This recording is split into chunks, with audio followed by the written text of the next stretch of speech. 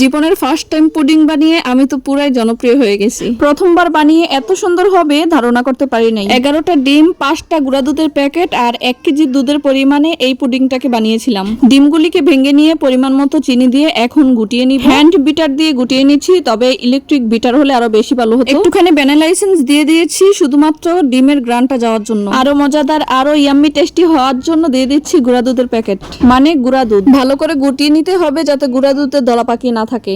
এখন ক্যারামেল তৈরি করার পালা। যেই পাত্রে পুডিং বানাবো ওই পাত্রের ভিতরে ক্যারামেলগুলি ঢেলে দিচ্ছি আর একটুখানি ছড়িয়ে দিচ্ছি যাতে বাটির তলানিতে চতুর্পাশে ভালোভাবে লেগে যায়। আর এই ক্যারামেলটা বাটির মধ্যে জমে যাওয়ার পরেই কিন্তু এখন আমরা দুধ ঢেলে দিব। আর অবশ্যই দুধটাকে ছাঁকনি দিয়ে ছেঁকে ঢালতে হবে যাতে করে ডিমের যে সাদা অংশটা মিলিয়ে যায় নাই সেটা বাহির হয়ে যেতে পারে। যেহেতু 1 কেজি পরিমাণে দুধ দিয়ে পুডিং বানাচ্ছি, 2টা টিফিন কারির বাটিতে অনেক সুন্দরভাবে হয়ে গেছে। এখন এক সমানে 2টা বাটি কুকারের ভিতরে ভাপে বসিয়ে দিলাম। প্রায় আধা ঘন্টা থেকে 40 মিনিট পর এটাকে উঠিয়ে দেখলাম একদম পারফেক্ট ভাবে হয়ে গেছে। আর পুডিংটা এত সুন্দর হয়েছে যে একটু ভাঙার কোনো সম্ভাবনাই ছিল না। পুডিং বানিয়েছিলাম গতকালকে রাত্রে, আজকে সকালে পুডিংটা ডালছিলাম। পুডিংটাকে সারা রাত্র ফ্রিজের মধ্যে রাখা হয়েছিল। দেখেন কতটা সুন্দর হয়েছে, 2টা পুডিংই অনেক সুন্দর হয়েছে। এই পুডিং এর উপর সাইড থেকে তো মেহেদি একটুখানি খেয়ে নিয়েছিল, তারপরেও দেখেন এই পুডিংটা অনেক সুন্দর হয়েছে। এখন পিস পিস করে কেটে নেওয়ার পালা। দেখেন কাটার সময় কিন্তু একটু ভাঙছে না। তো গাইস, প্রথমবার বানিয়েছি। পুডিংটা বানানো আপনাদের কাছে কেমন লেগেছে? যদি ভালো লেগে থাকে লাইক, কমেন্ট, শেয়ার করে পাশে থাকবেন। আল্লাহ হাফেজ।